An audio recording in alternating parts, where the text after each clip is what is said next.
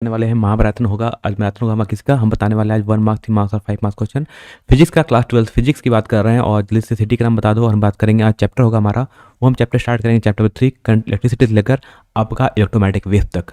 और एक लेक्चर और आएगा जो स्टार्ट करेंगे हम आज रात के 9 बजे, है ना। 9 बजे हम स्टार्ट करेंगे, 8:30 या 9 बजे जो भी टाइम होगा, 8:30 में होगा या फिर 9 बजे होगा। जो उसका दूसरा वीडियो आएगा जो लास्ट लेक्चर होगा 1 मार्क्स 3 और 5 मार्क्स का, वो हम टेलीग्राम ग्रुप में को ज्वाइन कर लेना, है ना। और व्हाट्सएप चैनल को ज्वाइन कर लेना, वहाँ पर हम आपको इन्फॉर्म कर देंगे अभी जो बताने वाले हैं। ठीक है, अभी हम जब बताने हम किसको बताने वाले हैं, आज हम जो भी बताएंगे ये हम बताएंगे अभी इंपॉर्टेंट क्वेश्चन। ठीक है, ठीक है। तो आई होप आपको सब कुछ नजर आ रहा होगा सही से। तो स्टार्ट करते हैं आज का इंपॉर्टेंट टॉपिक्स की क्या क्या पढ़ना है हमें, क्या क्या इंपॉर्टेंट है यहाँ से पढ़ना। तो चैनल को सब्सक्राइब कर लेना अगर चाहो तो, है ना। चैनल को सब्सक्राइब कर सकते हैं यहाँ पर। और जो क्लास 11th में है 10th है एटलीस्ट उनको जरूर इन्फॉर्म कर देना। स्टार्ट करते हैं पहला क्वेश्चन। हम बात करते हैं करंट इलेक्ट्रिसिटी से कौन सा क्वेश्चन पूछा जा सकता है। तो जो क्वेश्चन आएगा आपका करंट इलेक्ट्रिसिटी चैप्टर से, वो क्या क्या क्वेश्चन आएगा तो वो थोड़ी बात देख लेते हैं। तो आपको यहाँ पर नजर आ रहा होगा करंट इलेक्ट्रिसिटी से जो क्वेश्चन पूछा गया था। पहली बात करते हैं हम 2024 में क्या पूछा गया था वो देख लेते हैं। तो पूछा गया था कि दो कॉपर वायर थे और दोनों कॉपर वायर का दो क्या गिवन, तो उसने कहा था कि एक का लेंथ एल है और दूसरे का लेंथ डबल एल है, मतलब 2 गुना है। और दोनों की का जो त्रिज्या है यानी रेडियस वो भी एक का आर है दूसरे का 2r है। तो क्या उनके रेशियो निकालना है, इनका अनुपात निकालना है किसका, स्पेसिफिक रेजिस्टेंस का। स्पेसिफिक रेजिस्टेंस मतलब स्पेसिफिकेशन का मतलब होता है विशिष्ट प्रतिरोध। कितना होगा 1/1 होगा क्योंकि दोनों कॉपर वायर थे, क्योंकि दोनों वायर कॉपर है। अगर वायर सेम होता है तो दोनों का स्पेसिफिक रेजिस्टेंस सेम होता है। क्वेश्चन 2 का आया था लास्ट क्वेश्चन, वो पूछा गया था कि व्हीटस्टोन ब्रिज में अगर बैटरी और गैल्वेनोमीटर के पोजीशन को इंटरचेंज कर दे, बदल दें, है ना। बैटरी और गैल्वेनोमीटर को अगर आपस में बदल दें तो बताओ कि डिफ्लेक्शन क्या होगा गैल्वेनोमीटर में। तो कोई चेंज नहीं होता है ना, जितना था मतलब अपरिवर्तित रहता है, कोई नहीं होता है ना। उसकी पोजीशन को बदलने पर कोई चेंज नहीं आता है। कुछ बात पूछा गया था जो लास्ट ईयर पूछा था कि define the term drift velocity, इसको बोलते हैं अपवाह वेग, है ना। क्या बोलते हैं, ड्रिफ्ट वेलोसिटी को बोलते हैं हम लोग अपवाह वेग बोलते हैं। तुमसे पूछा गया था डिफाइन कर दो ड्रिफ्ट वेलोसिटी को। उसके बाद क्या था कि right it's relationship between the current flowing through it. Current और ड्रिफ्ट वेलोसिटी का फॉर्मूला क्या होता है, तो आई इक्वल टू क्या था NEAVD, है ना।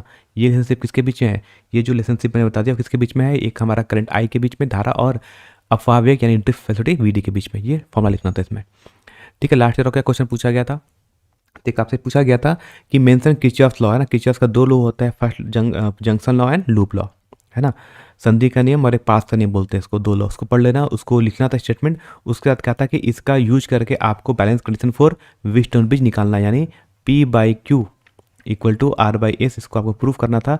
ये क्वेश्चन देखोगे तो ये क्वेश्चन आपका कहाँ पूछा गया, ये क्वेश्चन आपका 2025 के मॉडल सेट में भी ये क्वेश्चन लिखा हुआ है। तो लास्ट ईयर क्वेश्चन आ चुका है, तो और क्वेश्चन पॉइंट आएगा कि नहीं आएगा वो देखना पड़ेगा, लेकिन एक बार मॉडल सेट में दिया है तो मैंने पहले कहा है कि मॉडल सेट वाले क्वेश्चन को आप देखकर जाओगे।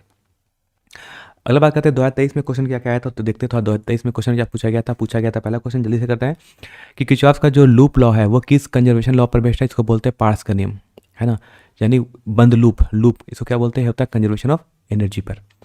ठीक है, 2023 में क्या क्वेश्चन पूछा गया था, हमें गिवन था ड्रिफ्ट वेलोसिटी VD, ठीक है, और हमें गिवन था इलेक्ट्रिक फील्ड E। तो पूछा था बताओ मोबिलिटी का फॉर्मूला कितना का, मतलब हमसे म्यू पूछा गया था। तो म्यू का फॉर्मूला क्या होता है, वो होता है VD/E। ठीक है, सिंपल इसको रख के सिंपल डिवाइड करना था और आई थिंक आपका जो आंसर आता वो ये आता आपका ऑप्शन में 2 आ जाता, है ना। ऑप्शन में 2 होता है इसका करेक्ट आंसर। ठीक, देखो 23 में फिर से पूछा गया था किरचॉफ लॉ। देखो किरचॉफ लॉ 24 में भी आया है, किरचॉफ लॉ 23 में भी पूछा गया है। और कहता है how briefly these rules are justified, मतलब ये किस कंजर्वेशन लॉ पर बेस्ड है, किस रूल पर ये बेस्ड है। तो पहला होता है conservation of charge, junction law conservation of charge जिसको बोलते हैं, है ना, आवेश का संरक्षण नियम। और दूसरा होता है हमारा लूप लॉ, जिसको बोलते हैं पार्स का नियम, वो किस पर होता है कंजर्वेशन ऑफ एनर्जी यानी ऊर्जा के संरक्षण नियम पर। दोनों का स्टेटमेंट लिखना था और वो दोनों किस कंजर्वेशन लॉ पर बेस्ड है ये लिखना था।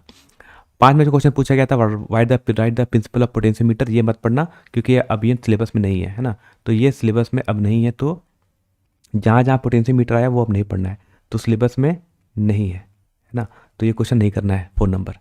आज करते हैं हम अगला क्वेश्चन, हम 2022 की बात करते हैं। 2022 में जो क्वेश्चन आया था वो सिर्फ MCQ आया था, क्योंकि यहाँ पर जो पेपर हुआ था वो आपका MCQ और सब्जेक्टिव हुआ था। तो इस चैप्टर से जो क्वेश्चन आया था वो सबका सब क्या था, सबका सब ऑब्जेक्टिव था। कहा था कि ओम्स लॉ कब वैलिड होता है, यानी ओम्स का नियम कब वैलिड है ना, जब टेम्परेचर कैसा हो, जब तापमान नियत हो, कांस्टेंट हो। ठीक, फिर वही क्वेश्चन कि व्हीटस्टोन ब्रिज को हम, है ना, हम कह रहा है कि ये मोर एक्यूरेट होता है क्योंकि ये किस मेथड पर बेस्ड है, it is based on null method, है ना। ये नल मेथड पर बेस्ड है इसलिए ये मोर एक्यूरेट होता है। सी पूछा गया था ड्रिफ्ट वेलोसिटी और इलेक्ट्रिक फील्ड के बीच में क्या रिलेशनशिप होता है। ठीक है, तो ड्रिफ्ट वेलोसिटी का जो फॉर्मूला होता है वो क्या होता है E into E divide by M into tau. तो दैट मीन्स कि यहाँ से आप एक चीज़ बोल सकते हो कि जो ड्रिफ्ट वेलोसिटी है वो directly proportional to electric field है। यानी हम बोल सकते हैं कि जो ड्रिफ्ट वेलोसिटी है वो directly proportional to electric field होता है। तो ऑप्शन नंबर डी सही से हो जाएगा यहाँ से। किर्चॉफ का जो लूप नियम है वो किस पर बेस्ड होता है, कंजर्वेशन ऑफ एनर्जी पर, यानी ऊर्जा के संरक्षण नियम पर आधारित है। तो इतना तो आपको पढ़ाई होगा, इतना आपको समझ आया ही होगा क्या क्या पूछा गया क्वेश्चन, है ना। हिंदी मीडियम में देखो जो मेरे पास पॉसिबल है मैंने उतना बता दिया। ठीक है, हिंदी में जहाँ तक होता है हम आपको हिंदी में ट्रांसलेट करके बता दे रहे हैं।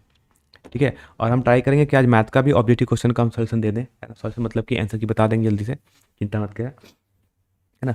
जूम तो नहीं होगा, जूम को करने के लिए आपको फुल स्क्रीन में देखना पड़ेगा, जितना है उतना में सोचना पड़ेगा, करना पड़ेगा। ठीक है, जूम थोड़ा करेंगे तो जूम थोड़ा हो सकता है कि नहीं हो सकता है, देखना पड़ेगा हमें, है ना।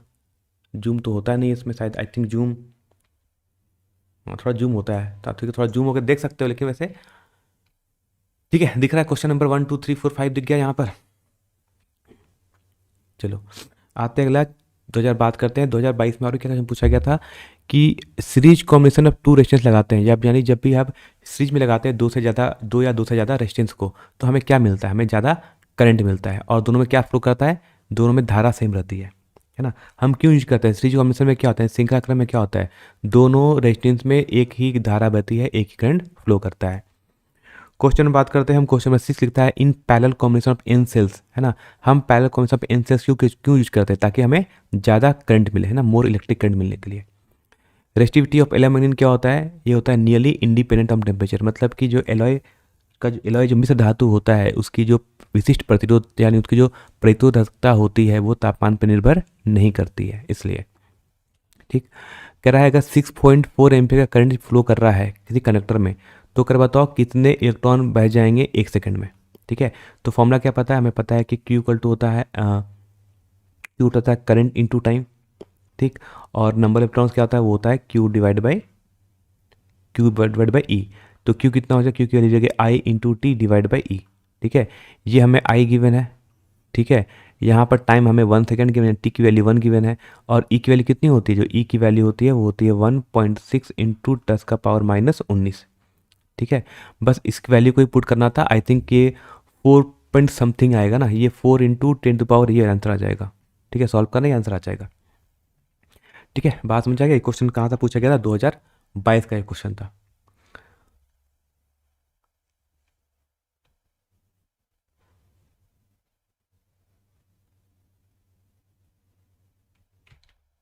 ठीक है, पुराना वीडियो मेरा देखना, पुराना जितना वीडियो बनाया है सबको जाके एक बार देख लो, सारा चीज़ वहाँ तक क्लियर हो जाएगा। बाकी 2020 में क्या पूछा गया था, 2020 में पूछा गया था क्वेश्चन मैंने पहले भी करा चुका है। PIQ मैं आपको पहले सॉल्व करा चुका हूँ, अगर आपने वीडियो नहीं देखा है तो फिर आपकी गलती है, नहीं देखा तो क्यों। याद रखना कि कभी भी अगर एक वायर जिसका रेजिस्टेंस कितना है 16 ओम, अगर इसको 4 इक्वल पार्ट में कर दें और फिर इनको हम किस में लगा दें, पैरेलल में लगा दें, समांतर क्रम में लगा दें, तो पूछा जाता है कि बताओ अब उसका टोटल रेजिस्टेंस कितना हो जाएगा। तो अब जो नया रेजिस्टेंस का फॉर्मूला हो जाएगा R डैश, है ना, वो इक्वल टू होता है R divide by N square.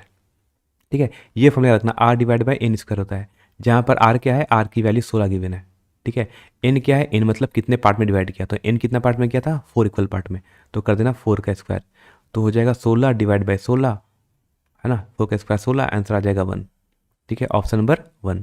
फिर से बताओ किर्चॉफ का पॉइंट रूल, पॉइंट मतलब जंक्शन बोलते हैं, है ना, यानी किसी पॉइंट पर बहुत सारे करंट आती हैं तो उतनी करंट बाहर चली जाती हैं। इसमें कौन सा कंजर्वेशन ऑफ लॉ है, यानी इसमें किस ऊर्जा के किस संरक्षण नियम पर आधारित होता है हमारा, कंजर्वेशन ऑफ चार्ज पे। ठीक है, कह रहा on what factor the resistance of a conductor depends, give corresponding relation. ठीक है, 20 में अच्छा क्वेश्चन पूछा गया था, रेजिस्टेंस किसी भी कंडक्टर का रेजिस्टेंस किस पे डिपेंड करता है, तो R इक्वल टू होता है रो इंटू L बाई ए, मतलब लेंथ पर, लंबाई पर, एरिया पर मतलब क्षेत्रफल पर, और रेजिस्टिविटी मतलब प्रतिरोधकता पर, और उसके बाद ये फॉर्मूला लिखना था। 2 मार्क्स पूछा आया था, तो लिखते कि resistance depend upon length, area and resistivity, और फिर लिखा था गिव द रिलेशन, के बीच का रिलेशनशिप है। पोटेंशियोमीटर मत पढ़ना, अब नहीं आएगा क्योंकि ये सिलेबस में नहीं है। ठीक है, तो ये सब अब नहीं पढ़ने की जरूरत है। ठीक है, जस्ट एक रिवीजन करो कि हाँ ऐसा क्वेश्चन आपने देखा है या नहीं देखा है, बस इतना ही करना होता है। 2019 की बात करते हैं, 2019 में इससे क्वेश्चन क्या पूछा गया था कि what is the unit of resistivity, है ना, रेजिस्टिविटी का यूनिट क्या होता है। ठीक है, बता देना रेजिस्टिविटी का जो यूनिट होगा ना, रेजिस्टिविटी पूछा किसका, यूनिट का, यूनिट यूनिट पूछा गया है रेसिस्टिविटी का, मतलब प्रतिरोधकता का, मतलब इसको बोलते हैं है ना प्रतिरोधकता, जैसे बोलते हैं विशिष्ट प्रतिरोध। इसका होता है आई थिंक ओम मीटर होता है ऑप्शन, ठीक है, ओम मीटर इज द सही यूनिट होता है। ठीक, फिर से पूछा गया हमें गिवन है ड्रिफ्ट वेलोसिटी और हमें गिवन इलेक्ट्रिक फील्ड, तो कहता है बताओ उसकी मोबिलिटी कितनी होगी, म्यू कितना होगा। तो म्यू का फॉर्मूला कितना होता है, drift velocity divide by electric field. ये क्वेश्चन पहले भी आ चुका है, ठीक है। तो ड्रिफ्ट वेलोसिटी गिवन है 7.5 और डिवाइड बाई 3, ठीक है। तो उसको बस सॉल्व करना होगा, तो 7.5 इंटू 10⁻⁻4 और डिवाइड बाई इलेक्ट्रिक फील्ड कितनी गिवन है 3 इंटू 10⁻−10, ठीक है। सॉल्व करना ये पूरा 7.5 और डिवाइड 3 करोगे तो ये आ जाएगा 2.5 इंटू 10⁻6 आ जाएगा ये, ठीक है, ऑप्शन नंबर ए, ठीक है। ये इंपॉर्टेंट थोड़ा पढ़ लेने के बाद इसको देख लेना, ये क्वेश्चन बहुत बार से नहीं पूछा गया, तो इस चैप्टर से हमें कहता है एक बार ये पूछा जा सकता है कि explain with the circuit diagram combination of identical cell in series and in parallel, ठीक है, and obtain the maximum current in the external resistance connected with each combination of cells. देखो क्या करना है ना, जब पूछेगा सीरीज में क्या करते हैं, सीरीज में वैसे बनाते हैं, ठीक है। ये सीरीज का डायग्राम होता है ऐसे, ठीक है, ऐसे कितने सेल है, एन सेल है। तो ये ई है इंटरनल रेजिस्टेंस आर, सेकेंड ई इसका इंटरनल रेजिस्टेंस आर, फिर एक और लगाओगे यहाँ पर सेल, ठीक है। इसका ईएमएफ मतलब ईएमएफ ई होगा और इसका इंटरनल रेजिस्टेंस फिर से आर हो जाएगा। ऐसे कितना लगा हमने, एन लगा दिए, और सबको किससे लगा दिया, सबको एक एक्सटर्नल रेजिस्टेंस आर से लगा दिया, आर से, ठीक है। ये हो जाएगा पैरेलल का पार्ट, ठीक। यहाँ से पूछा है कि obtain the condition for maximum current, ठीक है। तो यहाँ से जो करंट का फॉर्मूला था आई इक्वल टू होता है N into E divide by N R plus R, ठीक है। तो ये होता है हमारा करंट का फॉर्मूला। कह रहा है obtain the condition for maximum current in the external resistance connected with each combination of cells. कह रहा है करंट मैक्सिमम कब होगा, ठीक है। तो बताओ करंट मैक्सिमम कब होगा, जब इंटरनल रेजिस्टेंस जीरो कर लो या तो, है ना। अगर इंटरनल रेजिस्टेंस जीरो हो जाए तो करंट हमारा मैक्सिमम चला जाएगा, ये ऐसा बोल सकते हो, ठीक है। ये तो बोलता है फर्स्ट पार्ट। पूछा था पैरेलल में क्या करोगे, सेकंड पार्ट। तो सेकंड पार्ट अगर पूछा जाता तो डायग्राम कौन सा बनाते हैं, ये वाला, है ना। एक ईएमएफ ई हो गया और इसका इंटरनल रेजिस्टेंस आर हो गया। कह रहा है आइडेंटिकल है, सब सेम है, तो पहला हो गया ये, ठीक है। इसी के लगाओ समांतर में, मतलब पैरेलल में एक और, तो फिर लगा तो ई, फिर बोलते आर। ऐसा कितना लगाना है, ऐसा करा हमें टोटल एन लगा, सब तो ऐसा हम बहुत सा लगाएंगे, लास्ट हो जाएगा एक और लगा देना, ठीक है।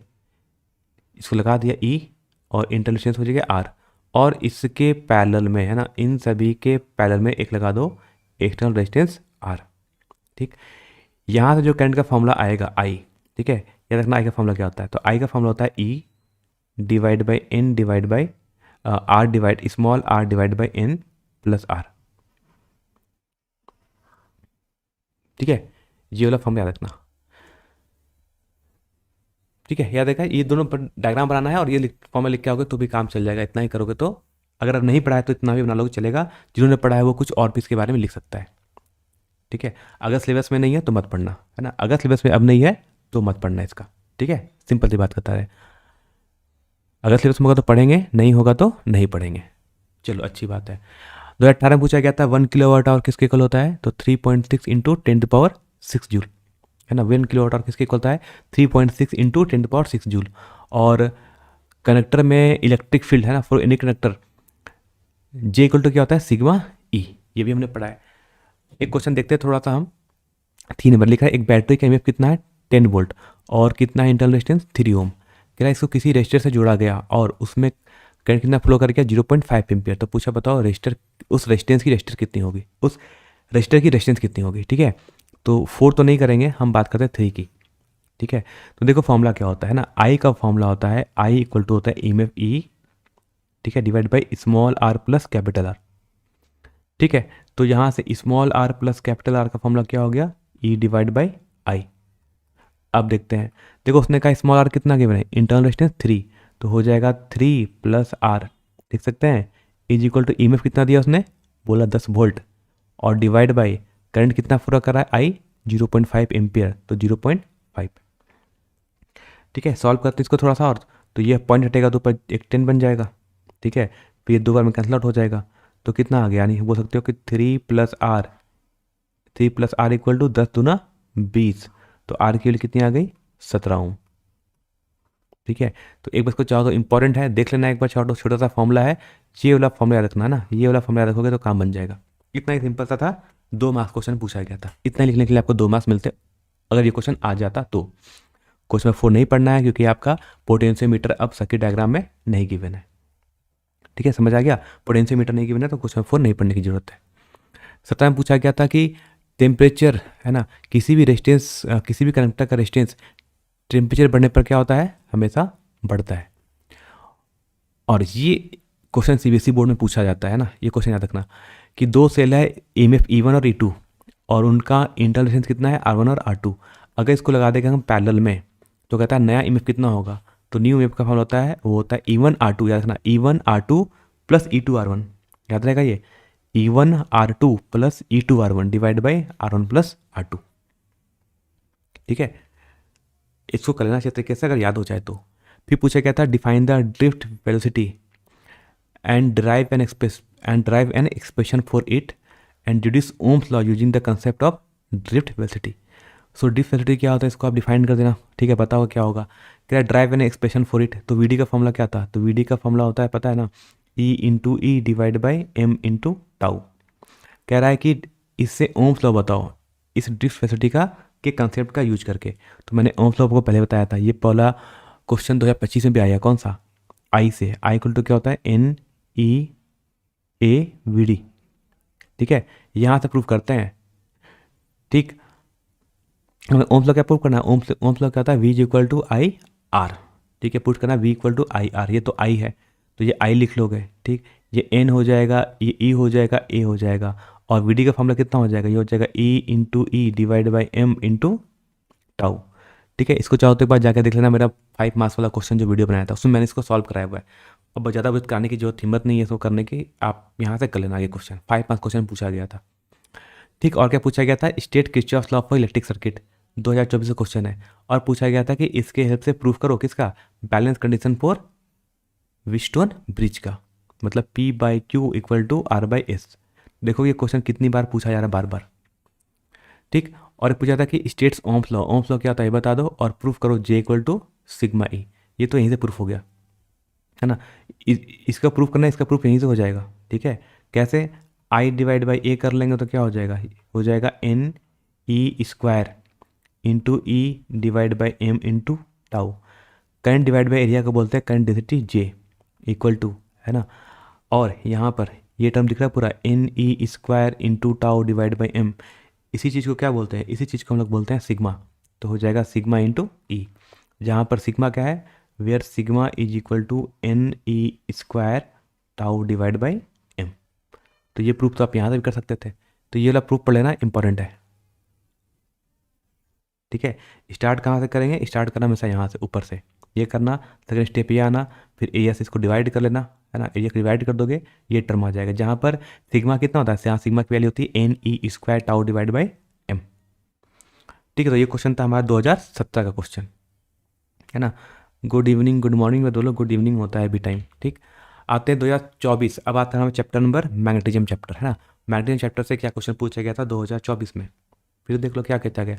दो लंग वायर है, दोनों में करंट कितना फ्लो कर रहा है, 1 एम्पियर का ऑन द सेम डायरेक्शन, और उनके बीच का डिस्टेंस कितना है, 1 मीटर। तो कह रहा है उनके बीच द फोर्स ऑफ अट्रैक्शन कितना होगा।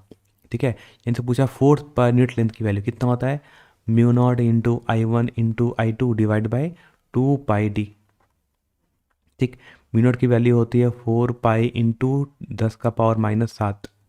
ठीक है, I1 दिया 1 एम्पियर, दूसरा I2 भी दिया कितना, 1 ampere, divide by 2 pi D, और उनके बीच का डिस्टेंस भी कितना, 1 मीटर अपार्ट, मतलब 1 मीटर। तो डिवाइड करते हैं तो पाई से पाई चला जाएगा, 2 से चला जाएगा 4 दो बार में, तो आंसर आ जाएगा 2 इंटू 10⁻⁻7 न्यूटन पर मीटर। ठीक है, तो ऑप्शन नंबर कौन सा है, 2 इंटू 10⁻⁷ आएगा, 2 पाई डी होता है ना, सही तो है। ठीक है, कुछ तो गड़बड़ लग रहा है यहाँ पर, है ना, एक बार चेक कर लेना, 2 पाई 10⁻⁷ मीटर आएगा। ठीक है, इसको करेक्ट कर लेना, ऑप्शन नंबर कुछ ठीक कर लेते हैं, इसको करते हैं -7 कर लेते हैं। ठीक है, तो ऑप्शन नंबर होगा सही यहाँ से 2। कह रहा है बताओ the relationship between magnetic field and magnetic dipole moment कितना होता है, tau equal to M cross B। जैसे होता है P, tau equal to P cross E, वैसे क्या होता है M क्रॉस B होता है। कह रहा है magnetic line of forces inside a bar magnet कहाँ होती है, किसी भी बार मैग्नेट के अंदर मैग्नेटिक फ्लक्स कहाँ से कहाँ चलती है, तो तो अगर ये नॉर्थ है ये साउथ है, तो अंदर में मैग्नेटिक फील्ड लाइंस कहाँ से कहाँ चलती है, हमेशा साउथ से नॉर्थ की ओर। ठीक है, तो होगा, उसने पूछा कहाँ पर, इन साइड, अंदर में कहाँ होगा, तो हमेशा साउथ पोल से नॉर्थ पोल की ओर चलती है। ठीक, फिर पूछा गया कि write the relationship bit right the relation of, देखो फिर से 1 मार्क्स क्वेश्चन क्या पूछा गया था कि write the relation of force acting on a charge particle Q moving with velocity v in the presence of magnetic field. तो force का फॉर्मूला क्या होता है, फोर्स का फॉर्मूला होता है q into V cross B. तो ये लिखना था सिर्फ रिलेशनशिप, मतलब ये लिखना था इसका सिर्फ फॉर्मूला, तो भी काम हो जाता 4 नंबर में। 1 मार्क्स क्वेश्चन इतना आया था 2024 में, है ना। जितना पढ़ लिया है उतना ही पढ़ो ना, ज़्यादा कुछ पढ़ने की जरूरत नहीं है।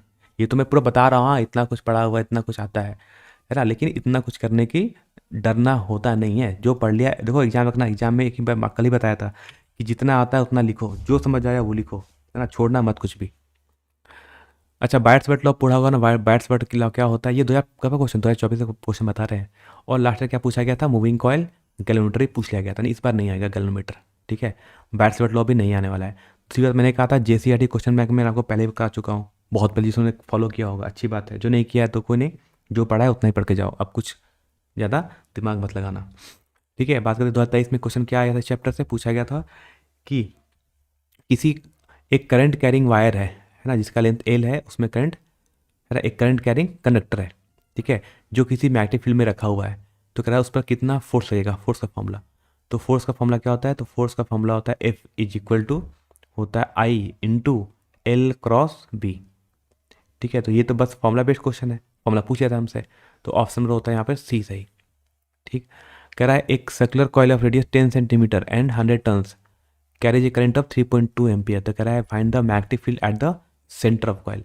तो सेंटर ऑफ कॉइल पे कितना होता है मैग्नेटिक फील्ड, तो होता है B equal to N times of mu not I divide by 2R। ठीक है, अब सारी वैल्यू को आपको यहाँ रख के पुट करना है, आंसर आ जाएगा।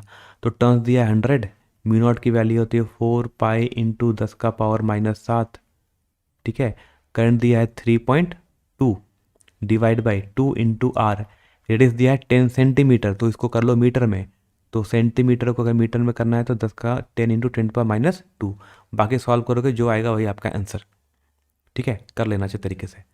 कह रहा है कि which of the following is not correct about the magnetic field lines, है ना, मैग्नेटिक फील्ड लाइंस के बारे में क्या चीज़ है वो सही नहीं है ना। सो ऑप्शन डी, ये ऑप्शन नहीं सही है। कहता है मैग्नेटिक फील्ड लाइंस में intersect each other in certain condition, यानी किसी कोई ऐसा कंडीशन हो सकता है जहां पर मैग्नेटिक फील्ड लाइंस क्रॉस कर जाए। ये कहना गलत है, ऐसा कभी नहीं होता है।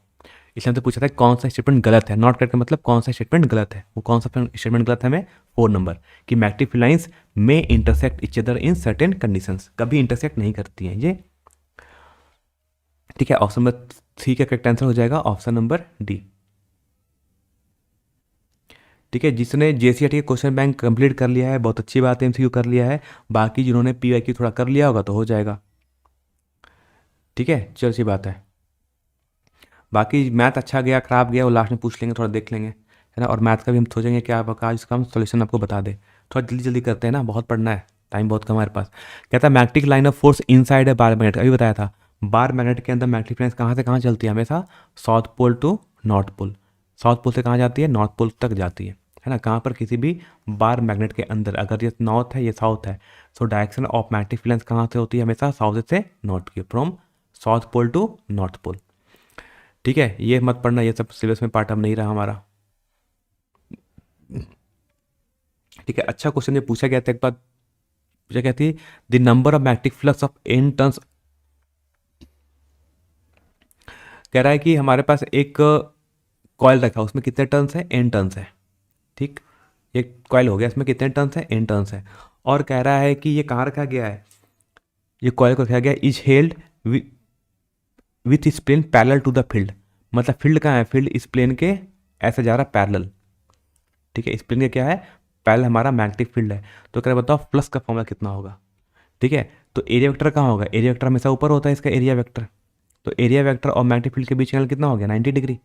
ठीक, तो फ्लक्स का फॉर्मूला कितना होता है, तो फ्लक्स का फॉर्मूला होता है BA हो जाएगा n, है ना, नंबर टर्न्स कितना n, तो बोलेंगे n BA cos थीटा, और थीटा यहाँ पर कितना है, थीटा की वैल्यू यहाँ पर 90 डिग्री, तो cos 90 कितना होता है, तो cos 90 होता है 0, तो हो जाएगा NBA cos 90 डिग्री, और cos 90 डिग्री की वैल्यू कितनी होती है, 0। तो ऑप्शन में कितना हो जाएगा, 0।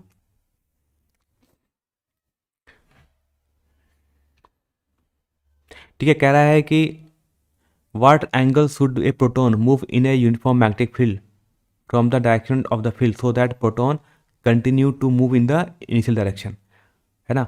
किस एंगल पर किसी प्रोटॉन को हम फेंके किसी मैग्नेटिक फील्ड में, सच दैट कि उसका डायरेक्शन चेंज ना करे, जिस डायरेक्शन में था उसी डायरेक्शन में चला जाए। तो थीटा के लिए कितनी होनी चाहिए, मतलब कि वो पूछ रहा है कि उसका डायरेक्शन चेंज ना हो, ऐसा कब होगा, जब फोर्स जीरो होगा। और बताओ फोर्स जीरो कब होता है, तो फोर्स का फॉर्मूला होता है Q V B sine theta. कह रहा है ये वैल्यू जीरो हो जाए। ठीक है, इसका मतलब क्या है, इसका मतलब है कि किस डायरेक्शन का मतलब उसमें वो हमसे एंगल पूछ रहा है, तो दैट मीन कि साइन थीटा की वैल्यू जीरो है। और हमें पता है अगर साइन थीटा जीरो है मतलब कि थीटा की वैल्यू कितनी है, थीटा की वैल्यू भी 0 डिग्री है। तो आंसर क्या होगा, 0 डिग्री। कि अगर 0 डिग्री पे अगर हम फेंकेंगे तो क्या होगा, उस प्रोटॉन के पाथ में कोई चेंज नहीं होगा, वो अपने इनिशियल डायरेक्शन को ही आगे फॉलो करता रहेगा।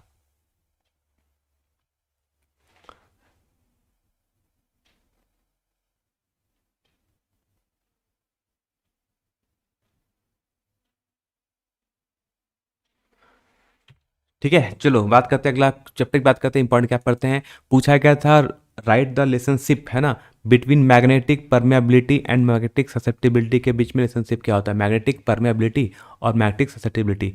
इसको बोलते हैं ना, इसको बोलते हैं म्यू।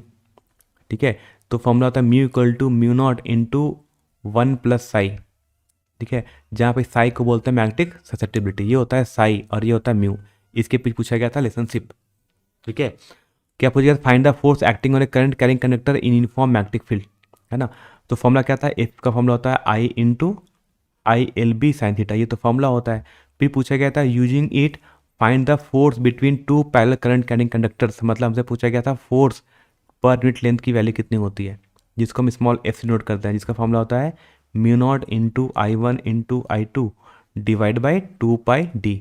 ठीक है, मतलब हमसे पूछा गया अगर दो वायर हैं, एक में करंट फ्लो कर रहा है आई वन, एक में फ्लो कर रहा है आई टू, और इनके बीच का डिस्टेंस कितना है, डी है। ठीक है, तो कह रहा है इनके बीच कितना फोर्स आएगा, ये वाला प्रूफ, इसको मैंने पहले कहा है, ये क्वेश्चन बहुत ज़्यादा इंपॉर्टेंट है, पढ़ लेना अच्छे तरीके से। ठीक है, ये क्वेश्चन बहुत ज़्यादा इंपॉर्टेंट है, मैंने पहले भी कहा है क्वेश्चन को पढ़ लेना, आ सकता है इस बार। ठीक है, आते 2022। अब आकर 2022 में क्वेश्चन में क्या क्या पूछा गया था, कि कहता है एक इलेक्ट्रॉन किसी मैग्नेटिक फील्ड में इंटर करता है ना, कैसे इंटर कर रहा है, परपेंडिकुलर, यानी थीटा कितना है वहाँ पर 90 डिग्री। तो अगर वो 90 डिग्री पे अगर इंटर करेगा तो उसका पाथ कैसा होगा, उसका पाथ होता है हमेशा सर्कुलर। ठीक है, magnetic field B at the centre of a current carrying circular loop क्या होता है, तो मैग्नेटिक फील्ड का फॉर्मूला क्या होता है, B is equal to mu not I divide by 2r। तो बीच क्या बोल सकते हैं, बी को बोल सकते हैं B is inversely proportional to R, इसका होता है विद क्रमानुपाती होता है ना, इनवर्सली प्रोपोर्शनल। कह रहा है एक चार्ज पार्टिकल एक्सपीरियंस कर रहा है, नहीं कोई फोर्स वो एक्सपीरियंस नहीं कर रहा, इसका क्या मतलब है, इसका मतलब है कि चार्ज पार्टिकल मैग्नेटिक फील्ड के पैरेलल चल रहा है। जब पैरेलल होता है इसका क्या मतलब होता है, थीटा की वैल्यू 0 डिग्री है, यानी फोर्स जीरो है ना। नो फोर्स, नो फोर्स का मतलब फोर्स जीरो था, फोर्स जीरो कब होगा, क्योंकि फोर्स का फॉर्मूला होता है Q V B sine theta. ठीक है, ये क्वेश्चन तो बहुत फेवरेट क्वेश्चन है।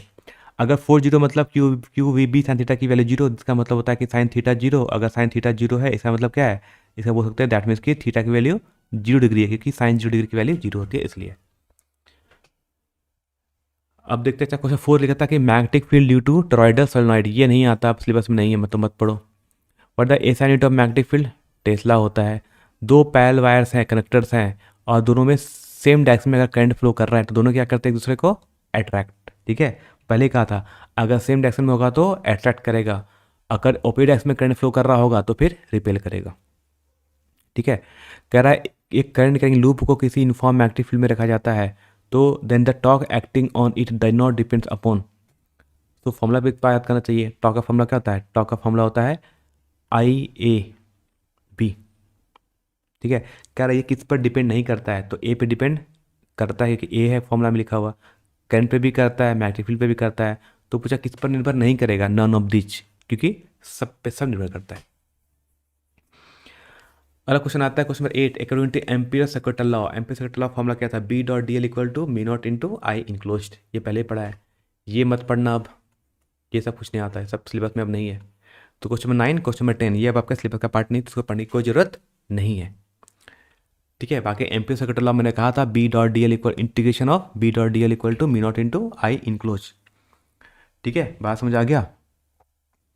ठीक है, और ध्यान से सुनो जो बात बता रहा हूँ ना, इधर उधर की बातें करोगे तो कुछ नहीं होगा, सीधी बातें फेल होगा। जैसे लास्ट ईयर मैक्सिमम बच्चे फिजिक्स में फेलते हैं, पूरे चेक बोर्ड का ये रिजल्ट था लास्ट ईयर, मैक्सिमम बच्चे फिजिक्स में फेल हो गए थे, लटक गए थे। क्यों लटक गए थे पता होगा, है ना, कि साल में कुछ पढ़ेंगे नहीं, लास्ट टाइम पे बस इधर उधर की बात करोगे तो कुछ नहीं होने वाला है। फिर से वही क्वेश्चन पूछ लिया, सेम क्वेश्चन आया था 2024 में भी, कि दो पैरेलल वायर्स हैं और दोनों में करंट कितना फ्लो कर रहा है 1 एम्पियर का, और दोनों के बीच की डिस्टेंस कितना है 1 मीटर। तो बताओ उनके बीच कितना फोर्स लगता है, पहले बताया था ये वाला 2 इंटू 10⁻⁷ न्यूटन पर मीटर। ठीक है, इंपॉर्टेंट ये भी है कि define diamagnetic and paramagnetic materials, कहा था कि इनके बीच डिफरेंस पढ़ लेना, डायमैग्नेटिक, पैरामैग्नेटिक और फेरोमैग्नेटिक। और ये वाला फेवरेट क्वेश्चन जो मैं कह रहा हूँ इस बार 5 मार्क्स के लिए इंपॉर्टेंट है, एसी चैप्टर से। ठीक है, 5 मार्क्स का इंपॉर्टेंट क्वेश्चन कौन सा, पहला derive an expression for the average और mean value of alternating current. कौन सा, मतलब आई एवरेज का फॉर्मूला होता है 2I/π। ठीक है, पहला ये। और दूसरा पूछा हमसे आई आर एम एस, तो आई आर एम एस का फॉर्मूला क्या होता है I0, है ना, I0 डिवाइड बाई √2। ये दोनों प्रूफ मैंने कराया पहले भी, दोनों पढ़ लेना, 5 मार्क्स में फिर से क्वेश्चन आ सकता है, वेरी वेरी इंपॉर्टेंट क्वेश्चन है ये। ठीक है, अपनी नोट कॉपी में जल्दी जल्दी टिक कर लेना। ठीक, 2019 की बात करते हैं। 2019 में क्वेश्चन क्या पूछा गया था कि एक प्रोटॉन किसी मैग्नेटिक फील्ड में इंटर करता है, मैग्नेटिक फील्ड की वैल्यू कितनी गिवन है 5 टेस्ला, और स्पीड कितनी गिवन है 4 इंटू 10⁻⁷ मीटर पर सेकेंड टू राइट एंगल। तो क्या बताओ उस पर कितना मैग्नेटिक फोर्स लगेगा अगर प्रोटॉन पर चार्ज कितना है 1.6। तो कौन सा फॉर्मूला लगाना है, फॉर्मूला फिर से वही है हमारा, F equal to QVB sine theta. ठीक है, यहाँ पर थीटा कितना है, यहाँ पर थीटा की वैल्यू कितनी है 90 डिग्री, क्योंकि क्या दिया है एक और इंटर करा राइट एंगल, राइट एंगल का मतलब थीटा कितना है 90 डिग्री। तो फोर्स का फॉर्मूला हो जाएगा QVB। सॉल्व करना, बताना इसका कितना आंसर आएगा, है ना। चार्ज दिया कितना 1.6 इंटू 10⁻⁻19, वेलोसिटी दिया है 4 इंटू 10⁻7, और मैग्नेटिक फील्ड गिवन है 5। ठीक है, तो 5 चौके 20 और 32, 3.2 आएगा कुछ, है ना, देख लेना ए या बी में कोई इसका करेक्ट आंसर हो जाएगा। ठीक है, तो हो जाएगा, ये बताता हूँ, ये आएगा 32 इंटू 10 का पावर हो जाएगा -12। तो इसका आंसर आएगा ऑप्शन नंबर बी, या इसको बोल सकते हो 3.2 इंटू 10⁻11 न्यूटन। ठीक, ये क्वेश्चन बड़ा पूछा गया था, बहुत फेमस क्वेश्चन था पहले, जो अब बहुत दिन से दिख नहीं रहा है मेरे को। कौन था, drive an expression for the magnetic field at the point on the axis of a current carrying circular coil. अगर एक करंट कैरिंग सर्कुलर कॉइल है तो इसके एक्सिस पर कितना मैग्नेटिक फील्ड बनता है एक्स डिस्टेंस पर। ठीक है, प्रूफ ये होता है, ऐसे इंपॉर्टेंट नहीं है, बाकी आप पढ़ लोगे तो अच्छी बात है ना। और मान लो अगर इसका रेडियस अगर आर है, कैपिटल आर, तो μ0I into R square divide by 2 into X square plus R square to the power 3/2। ये वाला प्रूफ पूछा गया था बहुत पहले, 2019, है ना, 5-6 साल पहले। उसके बाद ये क्वेश्चन नहीं आया अब तक। ठीक, लेकिन क्या इंपॉर्टेंट है, फिर से ये वाला फॉर्मूला इंपॉर्टेंट है। कौन था, फोर्स पर यूनिट लेंथ का formula μ0 into I1 into I2 divide by 2πd, है ना। ये तो बहुत ज़्यादा इंपॉर्टेंट है इस साल के लिए भी, इसको मैंने आपको पहले ही बताया था कि ये क्वेश्चन आ सकता है ना, रिपीट हुआ है क्वेश्चन। कह रहा है व्हाट आर पैरामैग्नेटिक सब्सटेंस, क्या होता है, and how does it's magnetic susceptibility change with temperature, है ना। तो पैरामैग्नेटिक का जो मैग्नेटिक ससेप्टिबिलिटी होता है वो क्या होता है, वो इन्वर्सली प्रोपोर्शनल टू टेम्परेचर होता है, यानी अगर टेम्परेचर बढ़ेगा तो मैग्नेटिक ससेप्टिबिलिटी की वैल्यू कम हो जाएगी। पैरामैग्नेटिक क्या होता है पढ़ लेना, है ना, इसको बोलते हैं हम लोग, बोलते हैं अनुचुंबकीय बोलते हैं ना। पैरामैग्नेटिक सब्सटेंस का मतलब होता है अनुचुंबकीय।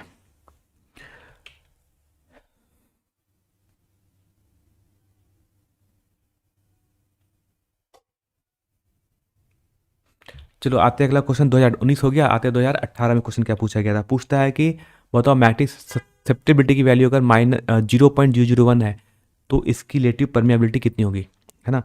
तो पढ़ो, क्वेश्चन करते हैं। फॉर्मूला हमसे पूछा गया रिलेटिव परमिएबिलिटी, हमसे पूछा है μr की वैल्यू कितनी होगी। तो μr का फॉर्मूला होता है, वो होता है 1 + साई। ठीक है, तो हो जाएगा 1 + साई, ये इसको बोलते हैं साई। ठीक है, ये कितना गिवन है, ये गिवन है 0.0001। तो आंसर आएगा 1.0001, ऑप्शन नंबर सी। तो ये वाला फॉर्मूला अगर याद होगा तो कर सकते हैं ना, μr के लिए कितनी होती है 1 + साई होती है। क्वेश्चन नंबर 2 नहीं आएगा, सिलेबस का पार्ट नहीं है तो अब इसको पढ़ने की जरूरत नहीं है। ठीक। Describe with principle construction and moving and working of a moving coil kilometre, ये क्वेश्चन आया था 2024 में, पूछ लिया गया है। देखोगे ना 5-6 साल का आपने प्रीवियस कर लिया है तो आपको क्वेश्चन देखोगे रिपीट होता है बार बार। ठीक है।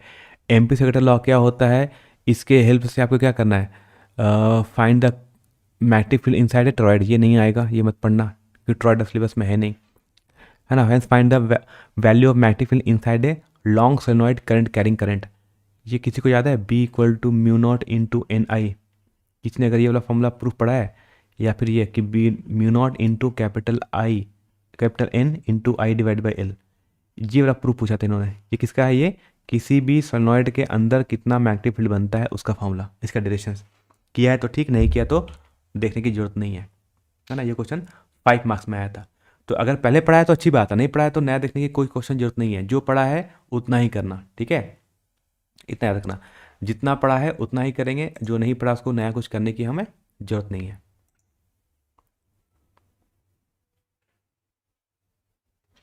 चलो आते हैं अगले, अब अगला क्वेश्चन की बात करते हैं 2018, देखते 2017 में क्या पूछा गया था। 2017 में देखो फिर से क्वेश्चन ऐसा ही कुछ कुछ क्वेश्चन रिपीट करता है, कौन सा, फिर से वही पूछा कि डिफाइन कर दो what is magnetic permeability and magnetic susceptibility क्या होती है ना। ये नहीं आता है, इससे इंपॉर्टेंट क्या है, इससे इंपॉर्टेंट है डायमैग्नेटिक, पैरामैग्नेटिक और फेरोमैग्नेटिक। ठीक। पूछा गया था व्हाट इज पैरेट्स लॉ क्या हुआ था, और फिर क्या प्रूफ करना है, फिर आपको प्रूफ करना है drive the expression for magnetic field to a point on the axis of a current carrying coil. फिर से वही कि एक करंट कैरिंग कॉयल है तो इसके एक्सिस पर कितना मैग्नेटिक फील्ड बनेगा अगर रेडियस आर है और उसमें जो करंट फ्लो कर रहा है अगर वो आई है तो प्रूफ कौन सा था, फिर से वही बी का फॉर्मूला होता है mu not into I into R square divide by 2 into X square plus R square to power 3/2। ये अपडेशन पहले आता था, अब नहीं आता है ना। और ये तो सिलेबस में है भी नहीं, ये तो सिलेबस में नहीं, इसको तो पढ़ना भी नहीं है ना। साइक्लोट्रॉन सिलेबस से हट चुका है, तो ये 2017 का प्रॉब्लम हो गया, इतना क्वेश्चन पूछा गया था अब तक। 2016 में देखते क्या पूछा गया था, कह रहा कि जब when ammeter is shunted its measuring resistance बढ़ जाती है।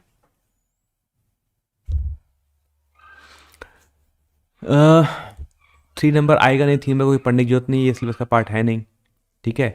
देखो कैसे, देखो 16 क्वेश्चन, कुछ पर 16 देखो, 2016 का प्रॉब्लम देखना और एक आप देखना 2018 का, है ना। देखो 2018 में जो क्वेश्चन ये पूछा गया था ना, 2018 में क्वेश्चन ये पूछा गया है, और देखो एक बार 2016 का प्रॉब्लम, देखो सेम प्रॉब्लम पूछा उन्होंने कि एम्पी सेक्टर लॉ बता दो, उसकी हेल्प से आपने मैग्नेटिक फील्ड इनसाइड ए करंट कैरिंग टॉरॉइड, जो कि सिलेबस में नहीं है तो उसको पढ़ने की अब जरूरत नहीं है, ये आता नहीं है।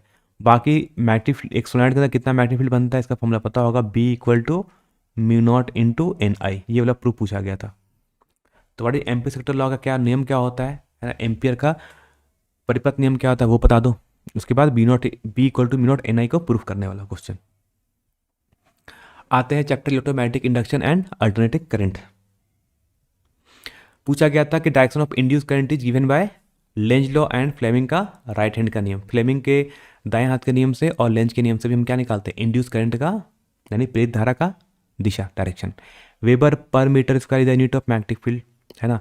एनर्जी एलसीआर सर्किट में एनर्जी कौन लॉस करता है, सिर्फ रेजिस्टेंस। ठीक। आरएमएस वैल्यू ऑफ करंट क्या होती है, अगर पीक वैल्यू आई नॉट है यानी मैक्सिमम वैल्यू अगर आई नॉट है तो आरएमएस वैल्यू कितनी होगी, तो पता था कि I R M S is equal to होता है आई नॉट डिवाइड बाई √2। तो ऑप्शन नंबर ए। देखो 2024 में क्वेश्चन कैसे इजी हो गया, पहले क्वेश्चन टफ था, अब क्वेश्चन थोड़ा इजी आता है ना, ये ध्यान देना। कह रहा है इंस्टेंटेनियस करंट आई हमें given I equal to 5 sin 314t, कहता है what the value of I R M S, तो आई आर एम एस का फॉर्मूला कहता है, तो I R M S equal to होता है आई नॉट बाई √2। ठीक है, यहाँ पर आई नॉट कितना है, ये 5, ये यही क्या है, इसी को तो बोलते हैं हम लोग आई नॉट मैक्सिमम वैल्यू, तो हो जाएगा 5 डिवाइड बाई √2 एम्पियर, बस आंसर। ये क्वेश्चन आया था, drive an expression for the coefficient of mutual induction of 2 long coaxial solenoid, ये पिछले साल आया था 2024 में। कौन सा फॉर्मूला, एम का फॉर्मूला पूछा था कि एम इक्वल टू होता है mu not into N1 into N2 into A, ठीक, और इंटू एल, ये वाला फॉर्मूला है ना, ये वाला आपने फॉर्मूला पहले ही पढ़ा होगा। ठीक है, ये वाला डायरेक्शन पूछा गया है। फिर क्वेश्चन क्या पूछा गया था 3 मार्क्स में कि using the phasor diagram drive the expression for impedance of AC circuit containing LCR circuit. तो पहले ये बना लो, ये एल हो जाएगा, ये सी हो जाएगा, ये आर हो गया, ठीक है। इसको लगा दिया एक एसी सोर्स से, तो ये हो गया एल सी आर, ठीक। क्या हमें इम्पीडेंस का प्रूफ करना था। इम्पीडेंस का मैंने आपको बताया कि इंपॉर्टेंट है, पिछले साल आ चुका है, इस साल भी करके देख लेना, ठीक है। फेजर डायग्राम कैसे बनता है, फेजर डायग्राम ऐसे बनाते हैं, इधर वोल्टेज रेजिस्टेंस का होगा, ऊपर वोल्टेज इंडक्टर का होगा, नीचे वोल्टेज किसका होता है, कैपेसिटर का होता है, इधर ही हमारा करंट होता है। तो फेजर डायग्राम कैसे बनाते हैं, तो अगर हमें पूछा जाएगा फेजर डायग्राम बनाने तो क्या करोगे, इधर बन जाएगा वी आर, ठीक है, ऊपर में हो जाएगा कि क्या, ये हो जाएगा वी एल माइनस वी सी, ठीक। इसको बोलते हैं फेजर डायग्राम, ठीक। ये हो जाएगा फाई, ठीक। और यही वाली वैल्यू भी को फिर से लिख सकते हैं वी एल माइनस वी सी, ठीक। और हमारा जो टोटल वोल्टेज होता है उसको हम वी बोलते हैं, वी। तो वी का फॉर्मूला क्या होता है, तो वी का फॉर्मूला होता है root over V R square, है ना। ये हो गया V R square plus V L minus V C का होल स्क्वायर। फिर वी इक्वल टू होता है आई इंटू जेड, ठीक। और वी आर इक्वल टू क्या होता है, वो होता है I into R, voltage equal to I R. और ये प्लस बनता है कितना, ये बनता है I into X L, I into X L minus I into X C का होल स्क्वायर। सभी में कॉमन क्या है, यहाँ पर सभी में जो कॉमन है वो हमारा आई है, तो आई आई सबका हो जाता है कैंसल आउट, तो क्या बचता, जेड बचता। तो जेड का फॉर्मूला होता है root over R square plus X L minus X C का होल स्क्वायर। यही हमसे पूछा जाता था ना, क्या पूछा गया था, find the expression for the impedance. इस चीज़ को क्या बोलते हैं, प्रतिघात, है ना। इम्पिडेंस बोलते हैं, इसको बोलते हैं प्रतिघात। ये पूछा गया था 2024 में।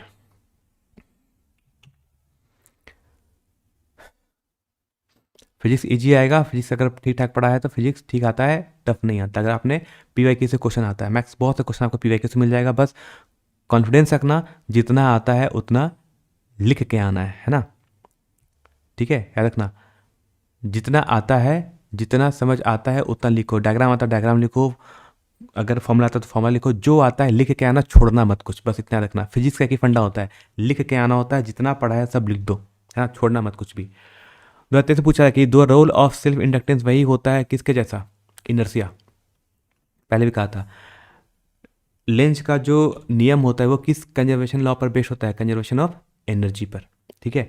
अब ये बात है इसका सॉकेट ट्रिक, देखो कह रहा है कि यहाँ पर करंट है ना, करंट इंक्रीज कर रहा है। अगर करंट इंक्रीज कर रहा है तो बताओ ऊपर वाले लूप में करंट कैसे फ्लो करेगा। देखो अगर करंट बढ़ेगा, इंक्रीज दिया है, ठीक है, बात ये रखना, अगर करंट बढ़ेगा तो करंट का जो डायरेक्शन कैसा होगा, तो नीचे देखो, नीचे करंट आगे जा रहा है तो लूप में करंट जस्ट उल्टा हो जाएगा, ठीक है, याद रखना। अगर, ठीक है, याद रखना कि अगर करंट जा रहा, अगर करंट बढ़ रहा होगा, अगर करंट इंक्रीजिंग होगा तो लूप में करंट का डायरेक्शन कैसा होगा, जस्ट ऑपोजिट, ठीक है।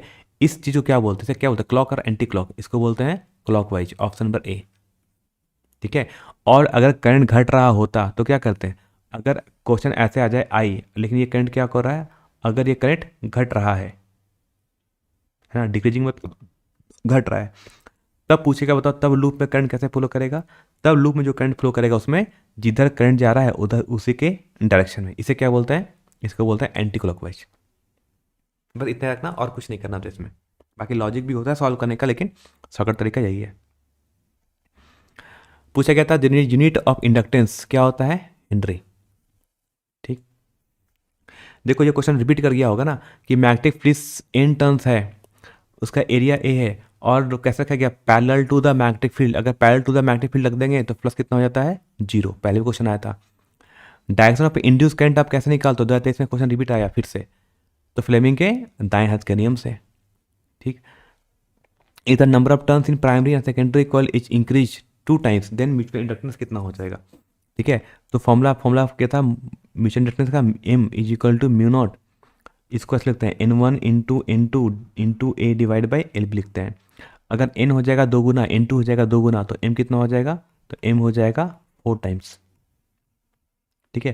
देखो 4 टाइम्स क्यों हुआ सुनना, क्योंकि N1 हो जाएगा 2 गुना, N2 भी हो जाएगा 2 गुना, तो 2 गुना कितना है, N1 भी 2 टाइम्स है, N2 भी 2 टाइम्स है, तो 2 इंटू 2 4 टाइम्स, तो हमेशा 4 टाइम्स बढ़ जाता है, ऑप्शन नंबर ए।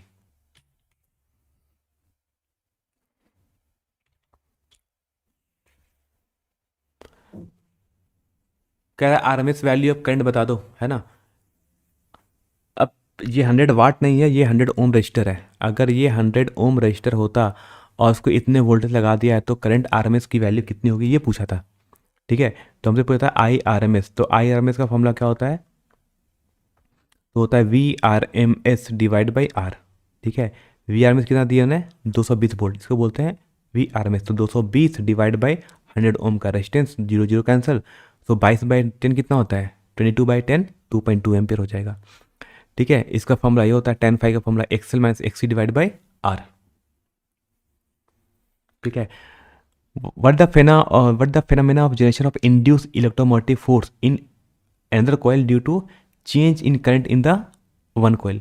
एक करंट, एक कॉइल में अगर हम करंट चेंज करेंगे तो दूसरे कॉइल में एक ईएमएफ इंड्यूस हो जाता है। इस चीज़ को क्या बोलते हैं, इस चीज़ को बोलते हैं हम लोग इलेक्ट्रोमैग्नेटिक इंडक्शन।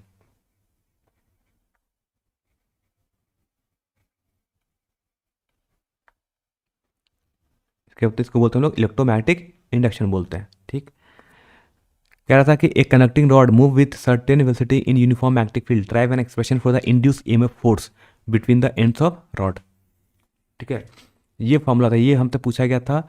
ई का फॉर्मूला बी इंटू भी इंटू एल वाला प्रूफ पूछा गया था इस पर। ये टफ था प्रॉब्लम, है ना, ये टफ प्रॉब्लम था, इसको आप स्किप कर सकते हो, तो इसको मत करना आप, है ना, मुश्किल जाएगा करने के लिए।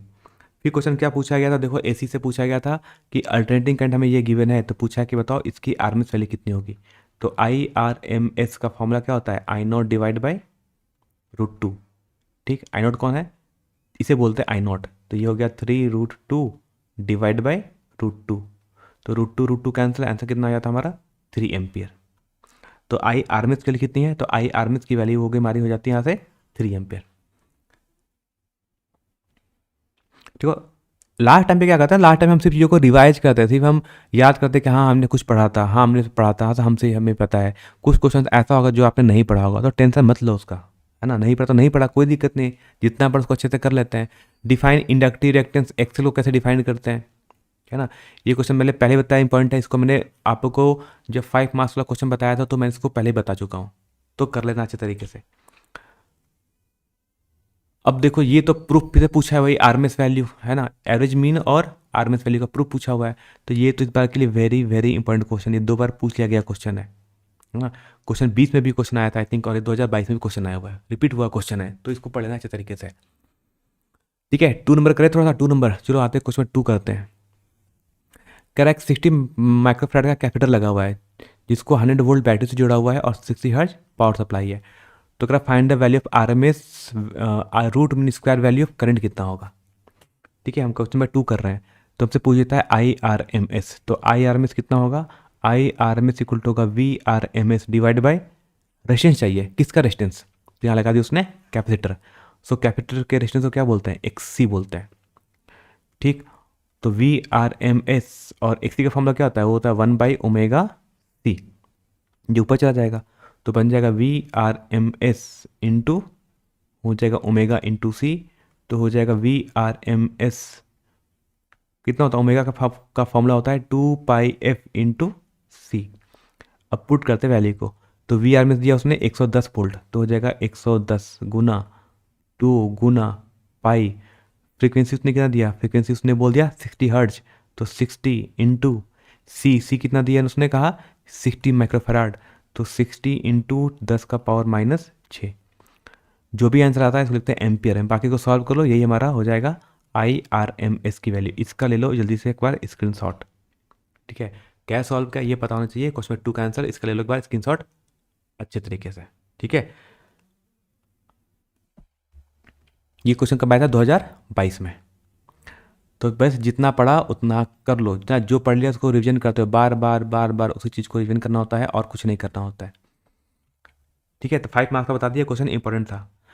फिर से देखो 20 में क्वेश्चन पूछा गया, तो 2022 है ना, 2022 का प्रॉब्लम देखो और एक बार 2020 का प्रॉब्लम देखो, देखो रिपीट हुआ क्वेश्चन है, ये क्वेश्चन रिपीट है, ये क्वेश्चन पर बहुत ज़्यादा इंपॉर्टेंट है ना, तो इसका प्रूफ पढ़ लेना, वेरी वेरी इंपॉर्टेंट क्वेश्चन। पहला प्रूफ कौन सा, पहला तो पूछा गया कौन सा, कि जो आई एवरेज का फॉर्मूला होता है वो 2I0/π होता है, ये वाला प्रूफ। और दूसरा पार्ट कितना, आरएमएस का फॉर्मूला कि IRMS इक्वल टू I0/√2 होता है, ये वाला प्रूफ। ये 2 प्रूफ पढ़ लेना, 5 मार्क्स में इंपॉर्टेंट है।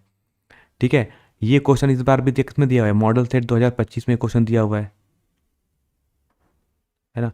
मॉडल सेट 2025 में ये वाला क्वेश्चन ऑर्डर दिया है कि व्हाट इज द ट्रांसफार्मर, क्या होता है ट्रांसफार्मर, क्या होता है, इसका प्रिंसिपल क्या है यानी इसका सिद्धांत क्या है, कंस्ट्रक्शन क्या है, इसकी बनावट क्या होती है, और इसका वर्किंग मतलब इसकी कार्य प्रणाली कैसे होती है, ये प्रूफ पहले ही पूछा गया है। जो क्वेश्चन में 3 पूछा गया था, define coefficient of self induction and coefficient of mutual induction, इसका सिर्फ प्रूफ कर रहा है व्हाट इज सेल्फ इंडक्शन क्या होता है and coefficient of mutual induction क्या होता है, यानी एल को डिफाइन कर दो और एम को डिफाइन कर दो। ठीक, फिर पूछा गया था what the phase difference between current end voltage in AC current containing inductor, अगर सिर्फ इंडक्टर लगा होता है तो उसमें वोल्टेज और करंट के बीच एंगल, और वोल्टेज और करंट के बीच फेज डिफरेंस कितने का होता है, कालांतर हमेशा 90 डिग्री का।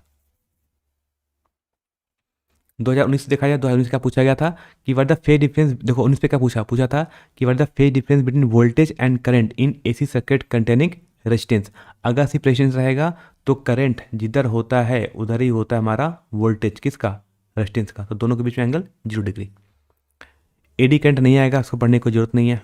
ठीक है, state Friday law of electromagnetic induction and find the mutual induction between two long coaxial solenoid, ये क्वेश्चन 2024 में आ चुका है।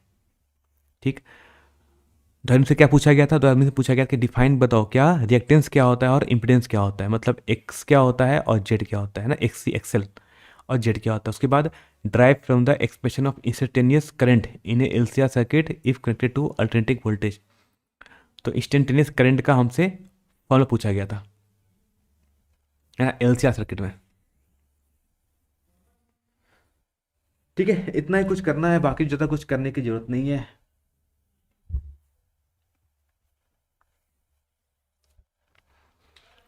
तो जो पढ़ लिया बस उतना ही करो और कुछ नहीं है। Dimensional formula for inductance, inductance का डायमेंशनल फार्मूला क्या होता है बता देना, इसको नहीं बताऊंगा, है ना, मैंने कहा था ये सब पढ़ लेना अच्छे तरीके से। Dimensional formula for the self inductance L, L का डायमेंशनल फार्मूला कितना होता है। ठीक, फिर पूछा गया था क्वेश्चन नंबर 1 पूछा गया था 2018 में, क्या पूछा गया था कि इन सीरीज एलसीआर सर्किट अगर एल दिया है 8 हेनरी, सी दिया है 0.5 और रेजिस्टेंस दिया है 10 ओम, तो कह रहा है find the formula for resonance circuit. तो रेजोनेंस का फार्मूला होता है 1/2 पाई रूट ओवर LC। ठीक है, तो मैं कर रहा हूँ क्वेश्चन नंबर टर्म 4 सॉल्व। ठीक,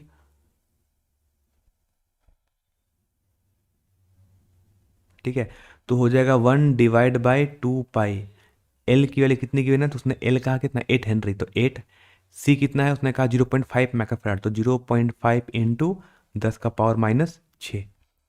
ठीक है, सॉल्व करना तो ये हो जाएगा 1/2 पाई, नीचे हो जाएगा पूरी वैल्यू ना 8 इंटू 0.5 बन जाएगा 4, तो 4 इंटू 10⁻⁻6, तो ये बन जाएगा 1/2 पाई, फिर जाएगा 2 और ये बन जाएगा 10⁻⁻3, तो ये ऊपर जाके पूरा बन जाएगा 1000, 10⁻3 ऊपर जाके बन जाएगा 1000 डिवाइड बाई हो जाएगा 4 पाई।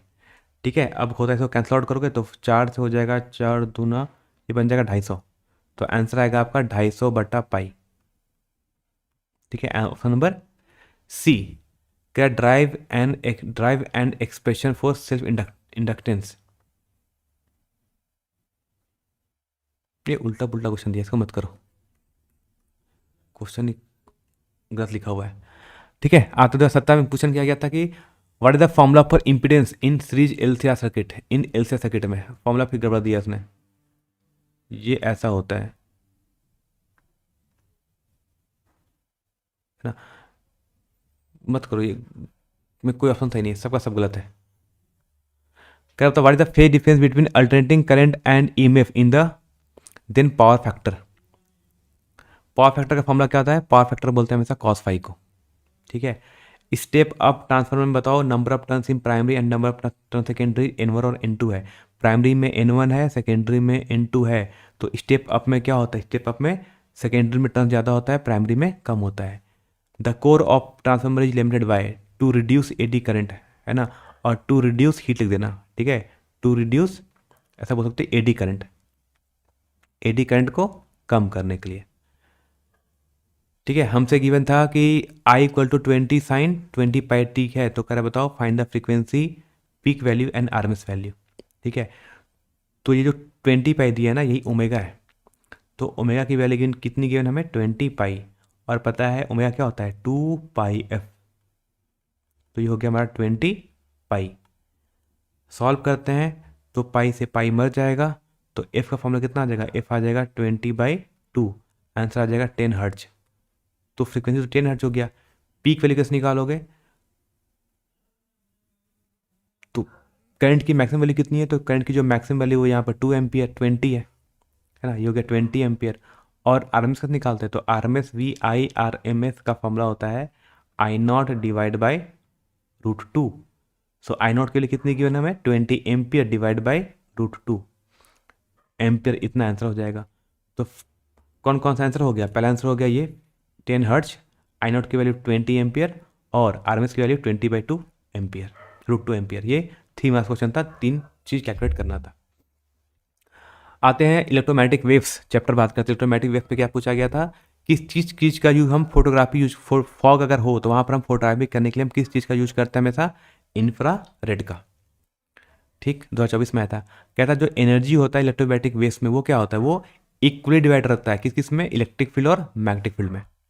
तो जो भी हमारा इलेक्ट्रोमैग्नेटिक वेव होता है उसमें क्या होता है, उसमें एनर्जी वो कैरी करता है, वो एनर्जी किस किस पार्ट में डिवाइड होगा, इलेक्ट्रिक और मैग्नेटिक फील्ड में, और दोनों इक्वल पार्ट में।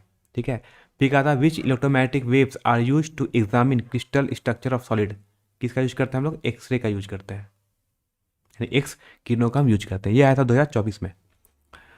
2023 से पूछा गया था कि which of following electromagnetic waves of greatest frequency, सबसे ज़्यादा फ्रीक्वेंसी किसकी होती है, हमारा गामा रे की। ठीक है, फोटोग्राफी इन फॉग में हम किसका यूज करते हैं, अभी बताया था इंफ्रारेड का। देखो क्वेश्चन पहले पूछा गया था 24 में, एक क्वेश्चन पूछा गया है ना। देखो क्वेश्चन 1 देखो, और क्वेश्चन नंबर 2023 का देखो क्वेश्चन नंबर 2, ये भी सेम है, सेम पूछ लिया गया था। कहता है state any one properties of electromagnetic waves, है ना, इलेक्ट्रोमैग्नेटिक वेव्स के किसी एक गुण के बारे में बता दो, कोई एक के बारे में। ठीक है, so they are transverse in nature, मतलब ये अनुप्रस्थ तरंग होती है, इसको बोलते हैं हम लोग, ये अनुप्रस्थ तरंग होती है पहली। ठीक, mention 2 application of microwave, X ray और अल्ट्रावायलेट रेडिएशन। इन तीनों टाइप का जो रे होता है ना, माइक्रोवेव सूक्ष्म तरंगे बोलते हैं, एक्सरे बोलते हैं, और अल्ट्रावायलेट रेडिएशन जिसको बोलते हैं हम लोग पराबैंगनी किरणें, इन सभी का दो दो उपयोग बता दो, है ना, 2 एप्लीकेशन मतलब 2 उपयोग बता दो। ये क्वेश्चन आया था 2022 में। फिर क्या पूछा गया था, electromagnetic waves can be deflected by none of this, वो किसी से डिफ्लेक्ट नहीं होता है ना, ना ही इलेक्ट्रिक फील्ड से ना ही वो मैग्नेटिक फील्ड से। फिर पूछा गया था name 6 type of electromagnetic waves in ascending order of their wavelength.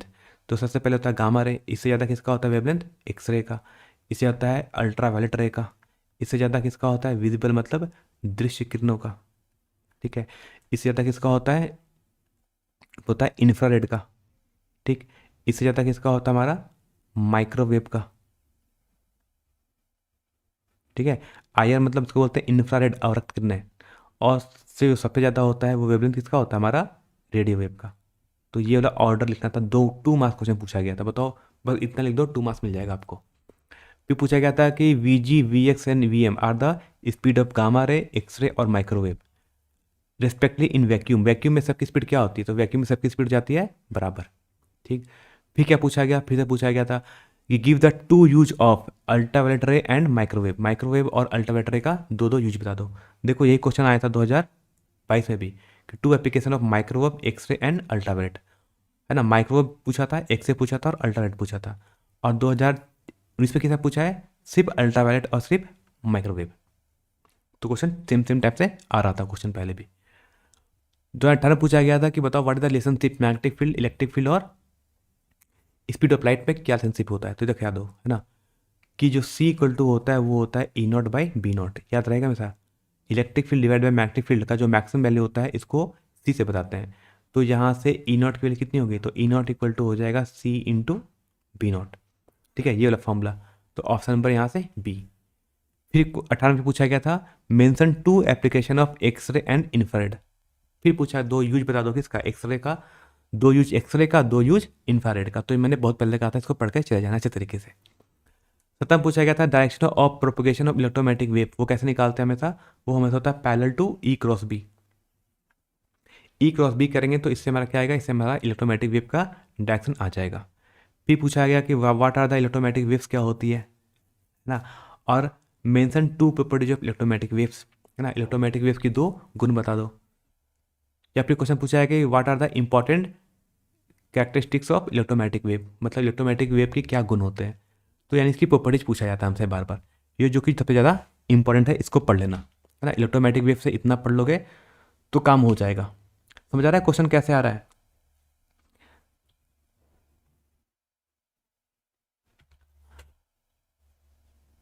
ठीक है, तो ये क्वेश्चन था जो मैं बता दिया। इतना क्वेश्चन आपका इलेक्ट्रोमैग्नेटिक वेव तक कंप्लीट।